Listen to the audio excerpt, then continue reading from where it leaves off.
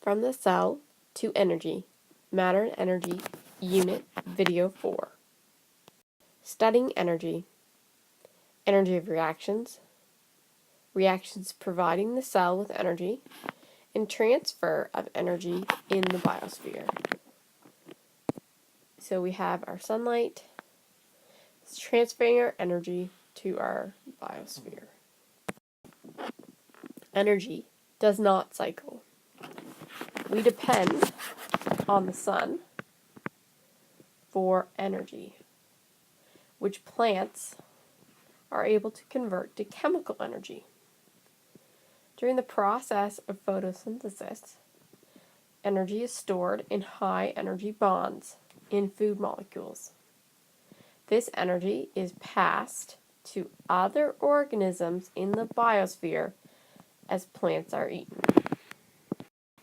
Scientists generally agree that plants use a very small percentage of energy that comes from the sun, less than 2%. Energy transfer from plants can be followed in a food chain, which is a sequential step-by-step illustration of consumption.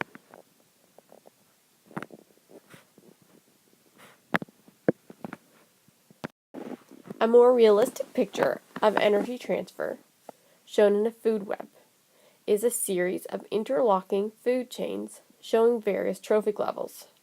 Recall that trophic levels are feeding levels, and that plants are at the first trophic level. Food chains and food webs do not quantify the energy transferred. Therefore, we need to look at them in 3 different ways. We can look at pyramids of numbers. These are diagrams showing numbers of individuals at each trophic level that gives a good indication of energy transfer.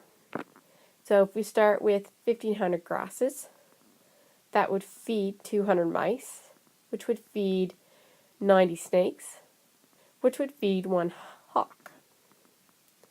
They can be inverted in the cases where insects are feeding on a plant or ticks and fleas are infesting an animal.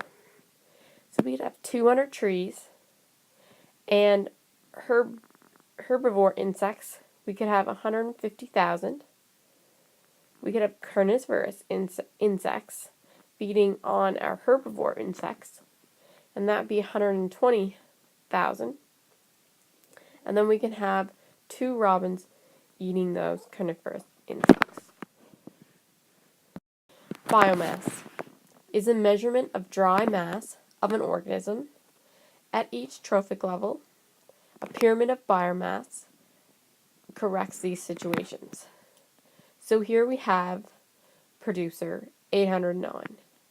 Our primary consumer, we'd have around 37, 11 secondary consumers, and 1.5 top consumers. However, pyramids of biomass of phytoplankton and zooplankton are always inverted because phytoplankton grows and reproduces faster than zooplankton. So for every 8 zooplankton, I'll have 21. For every 8 phytoplankton, I'll have 21 zooplankton. Energy pyramids are the best way to illustrate energy transfer.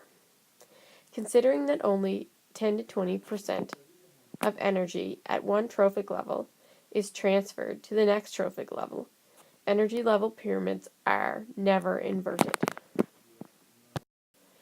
In the future, we can rely on our sun for the next 10 billion years for an energy source. However, energy transfer relies on matter because plants trap the sun's energy in chemical bonds in matter. Therefore, how matter cycles in the biosphere is important.